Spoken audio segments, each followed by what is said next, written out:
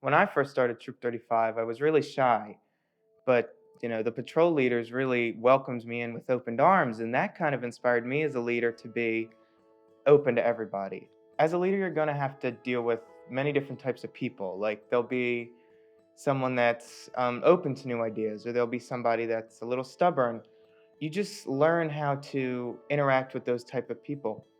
So when I first joined the troop, I saw these much older boys that I looked up to that helped bring me through the process. And as I've come along and through that process, it's been a great feeling to be one of those leaders myself. As a parent, one of the things that I really am interested in with Troop 35 is leadership skills and learning how to teach other scouts.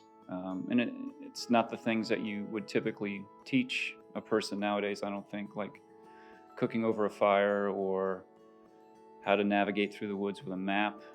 Maps just aren't really prevalent now. With scouting, it's different. You're not necessarily told where to go. You have to figure it out for yourself. A lot of leadership is unseen, and people don't know how hard it can truly be. When I was the head eagle of camp, I spent many long nights working with others and by myself to try to improve camp, and it was always very tough, but that was a great opportunity to see what it was like for the other leaders in our society.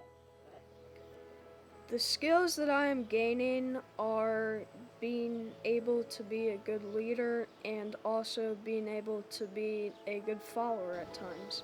Being a follower really helps to show how everything is connected. I mean, I've participated in Star, Life, and Eagle projects, and being there, being part of that team, and helping that scout succeed is a great feeling.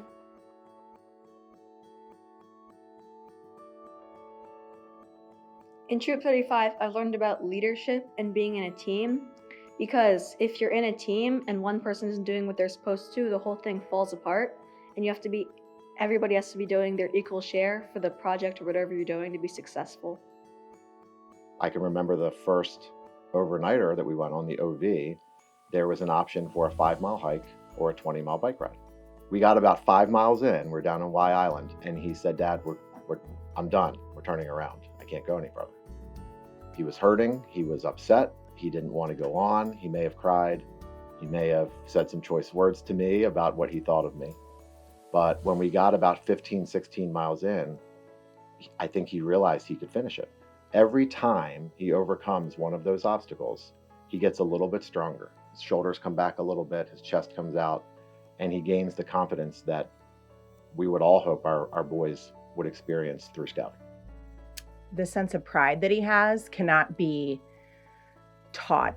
It's developed through the experiences that he's had and the challenges that he's faced to emerge, not to mention the community that surrounds him in Troop 35 and the people he's been exposed to there. Working towards Eagle and working towards merit badges, whether they're easy or harder ones, it's a 6-7 year process.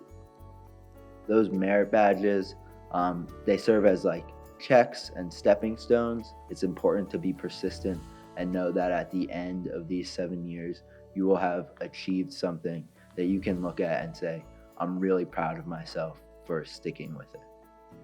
So the Court of Awards really is that opportunity throughout the year where we recognize the kids. But really what kids like my son are really gaining from that is really an understanding of the full circle, what they do in the beginning and the long road that they're on, which could seem complicated and could seem longer than they would want. They can see it actually come full circle. They can see, the fruit of their labor, the fun that they've had culminate over so many years into the Eagle ceremony. If we don't work together, then we fail together. So we need to achieve things together.